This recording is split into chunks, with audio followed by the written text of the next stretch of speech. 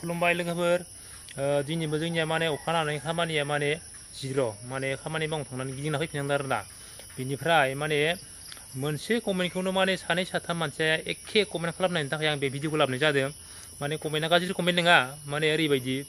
5 इंसि गाथिनाय इटानि वालाव ना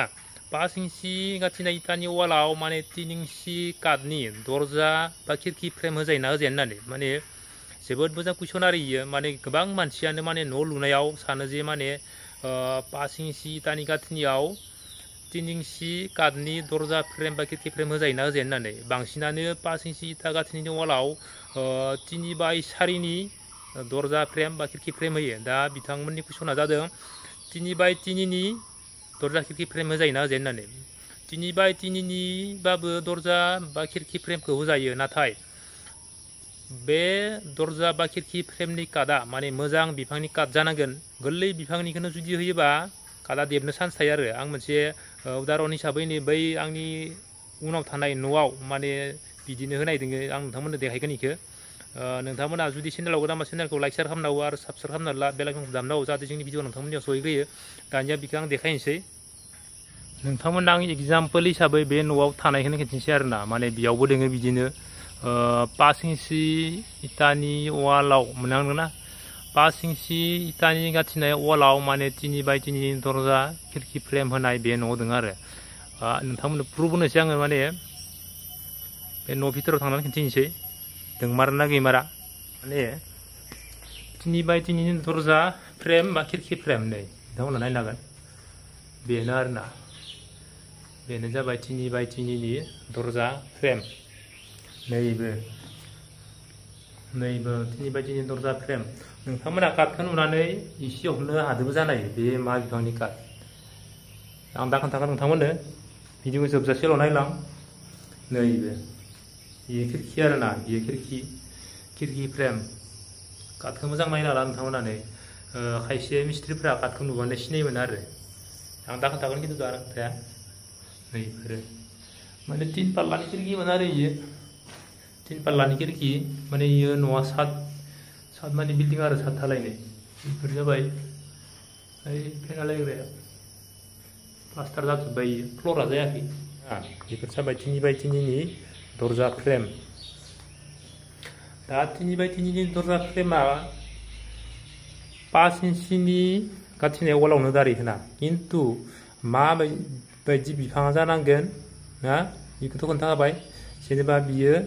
सिसु बिफां आरोना सिसु बिफां सिसु आरो खाल बेफोरबायदि गोरा बिफांखौ होनांगौ इयाव नोंथांमोननो आङो प्रुफ देखायबाय माने नंगौना नै 3/3 दरजा फ्रेम इयो 3/3 दरजा फ्रेमखौ होदो 5 इंसिनि इटा गाथिनाय वालाव 3/3 दरजा फ्रेम होदो माने बिखौ होजायो आं बारे बुंदों काटआ मोजां जानांगोन सिसु जानांगोन खाल जानांगोन बिदिनो मोजां गोरा बिफां जानांगोन आरो माने गोरलै बिफाङा देबो बिनि थाखाय मोजां बिफांनिखौ होनांगौ जि होयो इनिफ्राय बेखौ होनायनिबो आइडिया जाबाय जेन माने जोङो बे फ्रेमखौ हमथानो थाखाय बेयाव ओरै बुलटुब दोनायोना बेयाव ओरै मोनसे ओइ गुरियाव मोनसे इयाव मोनसे ओरैबायदि माबा मोनसे होयो खिन्थु इदिखौ 3 इंसिखौ देबजानो मोनसे भय थायो आरो बयबो देबोबो मोजां बिफां नङाबा देबोबो दा मोजां बिफांब्लाबो 3 बा 4 होथार आरो बुलटुबखौ जेन माने इदियाव मोनसे ना इदियाव मोनसे बिदियाव मोनसे बेनि गाहायाव मोनसे मुथुते 7 फुटनि दरजायाव माने बेखिजा 4 आरो नै इजाबो 4 माने ओरै हमथानाय बुलटुब होनांगोन आरो इयाव होमबानिया बे दरजा फ्रेमा माने ओरै फैनो हाला इयो देबबो नाला आरो बियो नङाबा ओरै फैनो नागिरना बेयाव बुलटुबो माने बुलटुबखौ मारै थाबनानै इटादो गाथि सिनना दोनबानो माने रिपिट जाना थाबाय आरो बि देबबो नाला ओमफ्राय बेखिजानियाबो बिदिनो बेबो देबबो नाला इनिफ्राय सानैखौ बिदिनो खालाम सानैयाबो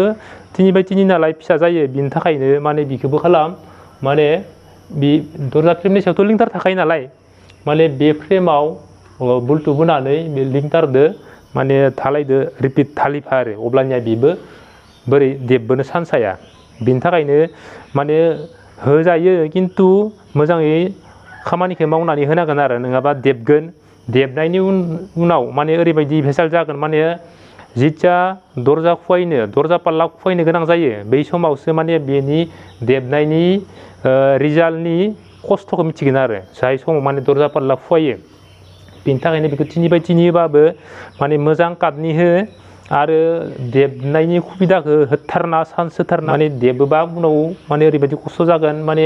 पाल्ला खुवायनो माने रेन्दा हुनायावनो माने 3 खामोन नंगौना 3x3 खामोन समान खालामनो रेन्दा हुनायावनो माने 2फोरल' थाहैगोन आरो माने बिराद खस्थ' जायो बिनि थाखायनो 3x3 होबाबो माने ओरैबायदि माने प्रेक्टिकेल हिसाबै ओरैबायदि माने जथन लाखानानै बुजि मोनखाजोबनानै A to Z बुजि मोनखाजोबनानैसो खामानिखौ मावनानै 3x3 नि दरजा फ्रेम बा खिरखि फ्रेमखौ होनांगौ आरो बिनिफ्राय खिरखिनि खेथ्रआवबो बिदिनो जायो आरो ना माने खिरखियावबो माने बल्टुब होनांगौ बा रड होनांगौ खायसेया माने बेखौ ससे खुलिबाय ससे खुलिनानै माने रडखौनो देना होयो आरो माने रडखौ देनाबाबो जायो खिन्थु गरंखौ फिसा खुलिनांगौ आरो फिसा खुलिनानै हमना ला नोङो 300ता रडखौ दैयोबा माने 250तानि जखा गुदुंखौ खुलिनांगोन आरो दा 300तानि बिदोनो 300तानि गिरमिसदोनो खुलिनानै 300ताखौनो दैबा बियो लुज जायो बियो खामानिया माने ओरैनो नामावल' रड दोननाय बा बुल्टुब लाखिनाय जायो खिन्थु बुल्टुबा मोजांसिन जायो माने बुल्टुबनि नाटखौ नैखिदोन जेनेबा बिखिजानिफ्राय सरनानै बिखि नाटखौ दोन ओमफ्राय नैखिजा जि गावनि थाखानाय माबाखौ लाखिनांगोन आरो बिखिजानिफ्राय दौरबाय बिखिजानिफ्राय मारिना लाखिबाय ओमफ्राय जिथिया बियो माने बहुत बोसोरनि उनाव हामा जायोबा माबा मोनसे खारनाव हामा जायोबा माने बिखौ बोखानानै माने बिखौ बोखायनो सिगां बे बुल्टुबखौ खुलिनो हायो नाटआ खि थायोथ' ओमफ्राय नैखिजानिखौ खुलिबोबानो नाटनिफ्राय गबोयो ओमफ्राय नैखौ बोखारना हाबाय ओमफ्राय बिदिनो एखे सेम होनानै बानायनानै ओमफ्राय नाथाबनानै बल्टुबखौ मारिफिननो हायो आरो बल्टुब होयोबा माने सुबिदा थायो आरो बिदि बोखारफिननानै होनो हानायनि माने गोदाननि बायदि फिनिशिं जायाबो जानो हायो नावमान 19-20 थाखागोन आरो माने रिपेयारिं जायखौ बुङो रिपेयारिं होनबाथ' बाहायबाबो साइड डिफेक्ट जाखायो थेवब्लाबो नोंहा गोदान बायदियैनो होनो हानाय सुबिदा थायो बल्टुब होयोबा बेनिखायनो बल्टुबखौ होनांगौ आरो बल्टुब होनायनि कारना बेनो बल्टुब होयोबा मोजांसिन जायो दा खिरखिनि खेथ्रआवबो बेनो खिरखिनिखौबो खोन्थिनोसै नोंथांमोननो दा नैनोमोन ना खिरखिखौबो बिदिनो माने बियो सारि फुट दङ नालाय सारि फुटाव नों मोनथामो माने ना सारि फुटाव मोनथामो जेनेबा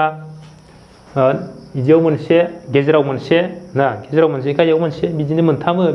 बेयावबो बिदिनो बुल्टुब हो माने रडखौ होनानै दोनो नाङा रड दैयोबा बिदिनो बुहुत डिस्टार्ब जायो आरो आं दानिबो होनलांबाय 300तानि रड दैयोबा 250तानि गरं खुलि 250तानि रड दैयोबा 200तानि गरं खुलि माने गरंखौ एसेल' खुलिनानै दोनानै टाइट खालामनांगोन आरो ओरैनो हलं थलं 250तानि गिरमिसजों खुलिनानै 250ता रडखौनो दोबा लथ जालांगोन